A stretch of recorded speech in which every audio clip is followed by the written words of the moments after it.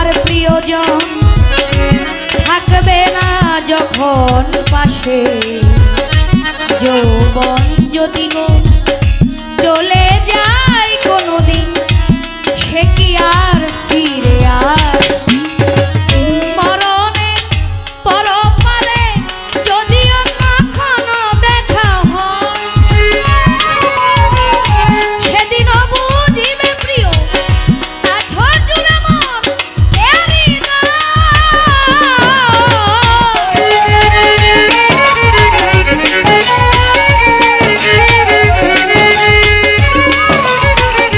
সেদিনও বুঝিবে প্রিয় আছো জুড়ে মরেরি আখি চলে তবু চোখে, ঝড়ো ঝড়ো কাটা হয়ে ঝরবে ও আমার ভালোবাসা।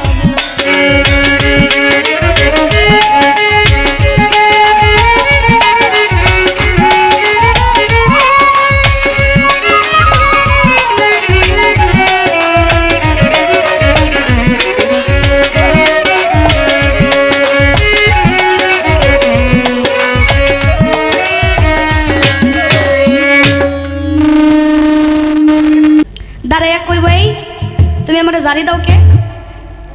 আমি কথা যেভাবে বলি এইটাই তার কাছে ঝাড়ি মনে হয়। আসলে ঝাড়ি না, কিন্তু একটা কথা আপনার শোনায় হয়তো ভুল হয়েছে, এটা আমার ক্লিয়ার করে দেওয়া যাইতে হবে।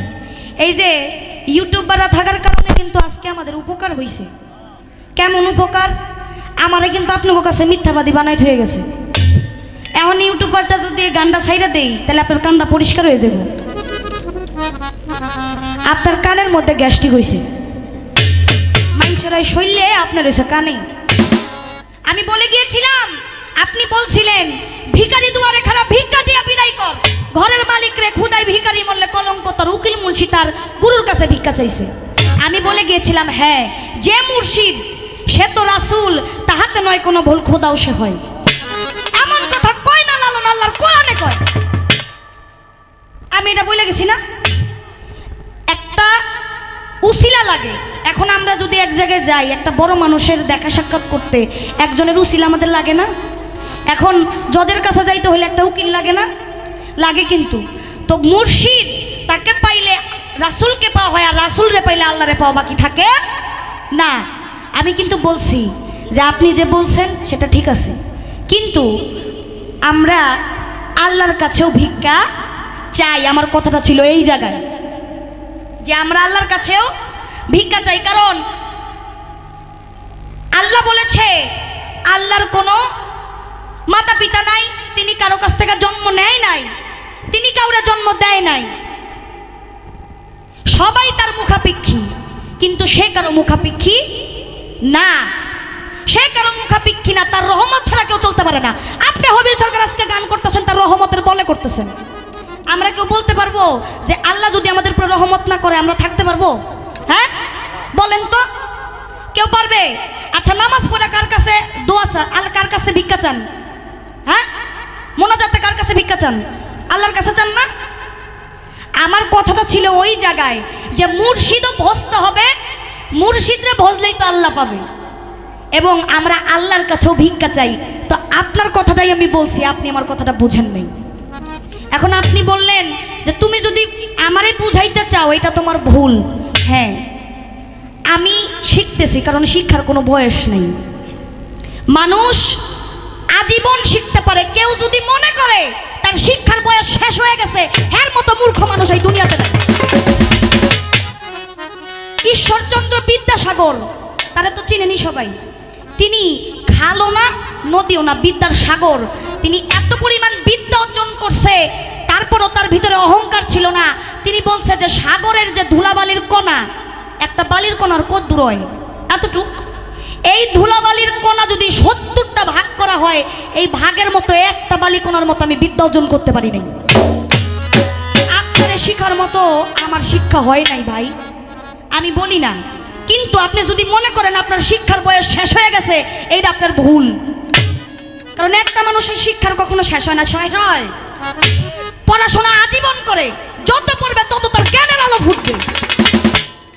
যদি মনে করে আমি একটু পয়রা আমি একদম বাবু হয়ে গেছি, তাইলে হইব না। কারণ কেউ জানে না। আপনি একটা জানেন, আমি একটা জানি না, আমি একটা জানি, আপনি একটা জানেন না। কারণ একটা মানুষের শিখা আজীবনও যদি শেখে, মৃত্যুর আগ পর্যন্ত শিখে, তাও তার শিখার শেষ হবে না।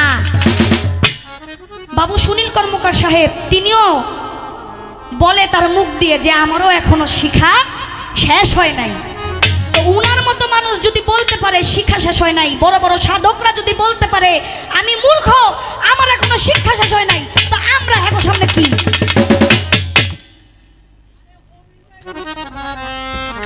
আমরা তাদের সামনে কি? আমরা তাদের সামনে কিছুই না। কিন্তু আপনারা শিখানোর মতো জ্ঞান আমার হয় নাই। আপনি আমার থেকে জ্ঞানী এটা আমিও জানি, আপনি আমার থেকে জ্ঞানী এটা আমিও জানি। কিন্তু ভাই আমি আপনারা শিখাইতে যাই নাই, আপনারা শুধু আমি বলছি যে আমি আপনারা বলছি। এটা যদি আপনি আমার কোন আমি আপনারা শিখাইতেছি, এটা ভুল, এটা ভুল, আমি আপনারা শিখাইতে যাইনি। আবার কয় রুবেল ভাই তিনি ওই যে টাকা নিয়ে আসছে, টাকার লোভে আমি ওইখানে গেছি না। তিনি যখন টাকাটা সারছে আমি বলছি ভাই আপনি এই দিকে এসে টাকাটা দেন। কয়েকবার বলছি না ভাই, উনি সাক্ষী। আমি কয়েকবার বলছি আপনি এই দিকে এসে টাকা দেন। তখন উনি বলতেছিল যে এই জায়গার মানুষগুলো তাকে এই জায়গায় আসতে মানা করছে। ওই যে উনি বলছে যে ওই জায়গায় যায় শিল্পীদের টাকা দিয়েন না। এই জন্য আমি তার সম্মান রক্ষার্থে, যে একটা মানুষ দাঁড়ায় গেছে, উনি বৈশা পড়লে একটা অসম্মান দেখা যায়, এই জন্য আমি একটু আগায়া তার হাত থেকে টাকাটা নিছি। আপনি বললে দেখেন না, আবার সবই তো দেখেন। হ্যাঁ, আজকে আমি কয়ে দিলাম এই ইউটিউবরা সাক্ষী। হ্যাঁ, কিন্তু সব দেখেন না, দেখার বান করে।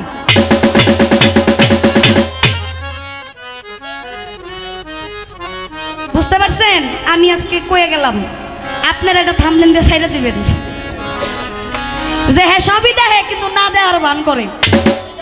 কয় এই আমি গোপনে গোপনে দান করি, সচরাচর দান করি না, আমি সবাইরে দেই। আচ্ছা যদি সবাইরে দিয়া থাকে না, আমারটা কো? আমার হাতটা তো খালি, আমার হাতটা তো খালি, আমার হাতে তো নাই। অগোয়াতে যদিও দেন, আমারও তো দেন নাই, এটা তো মিছা কথা। আমি তো বলে পাইতে আছে, আরে হে আমি যতই পাই বড় ভাই হিসাবে আজীবন দিবেন।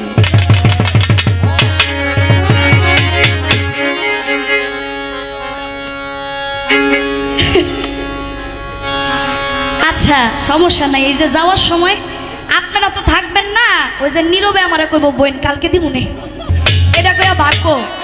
এখন সবার সামনে কইলে তো আবার দিতে হইব, সমস্যা নাই। আপনি দেন আর না দেন আমার লেগে দোয়া করেন, তাইলে আমি বুঝছি আপনি না সরবান্দা, আপনি দিবেন না, তো আপনি দোয়া করেন। একটি গান আমার কাছে অনুরোধ আছে।